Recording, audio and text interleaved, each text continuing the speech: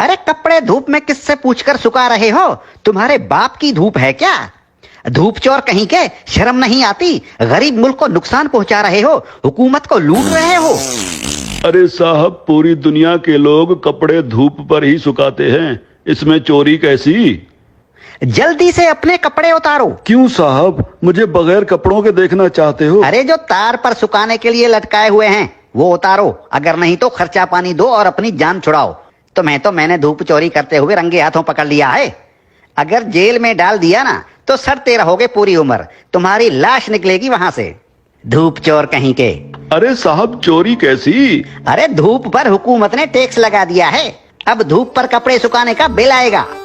हाँ, लेकिन साहब हमने तो सुना है कि हुकूमत ने सोलर सिस्टम पर टैक्स लगाया है। अरे सोलर सिस्टम क्या पानी पर चलता है? नहीं साहब, सोलर सिस्टम तो धूप पर ही चलता है। तो टैक्स किस पर लगा? साहब सोलर सिस्टम पर। अरे धूप पर लगा ना, मुझे पागल समझ रखा है क्या?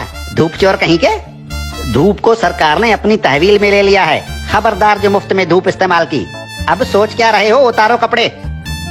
साहब मैं सोच ये रहा हूँ कि कैसे कैसे टैक्स लगा रही है हुकूमत हम आवाम पर। रेडियो हमारे बाप दादा सुनते थे और उसका टैक्स अब हम अदा कर रहे हैं। पीटीवी हम देखते नहीं, उसका टैक्स भी देना पड़ता है। बिजली का मीटर अपने पैसों से खरीदा और लगाया अपने घर की दीवार पर, लेकिन उसका किराया टैक्स की सूरत में देना पड़ता है। बिजली आने का टैक्स, बिजली जाने का टैक्स। अरे साहब, हम कौन कौन से टैक्स अदा करें?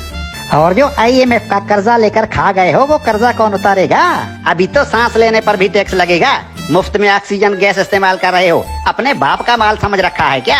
तुम लोगों पर तो ऑक्सीजन गैस की चोरी का केस भी बन सकता है, सीधे जेल के अंदर जाओगे। अरे साहब, ये क्या बात हुई? जुबान लड़ाते हो कानून से। अरे कानून साहब, लेकिन कल को अगर हुकूमत कहेगी कि आसमान पर बादल आ गए हैं, उसका टैक्स दो, बारिश हो रही है, उसका टैक्स दो, तो हम अब क्या बादलों और बारिशों का टैक्स भी तो देंगे? बादल और बारिश तुम्हारे बाप के हैं क्या?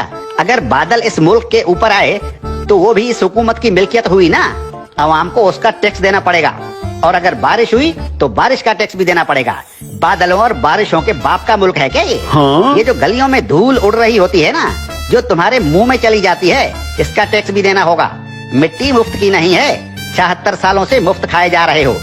उतारो अपने कपड़े, धूप को मुफ्त का माल समझ रखा है। याद रखो, जो भी धूप का टैक्स नहीं देगा उसके घर के ऊपर सूरज निकलना बंद हो जाएगा।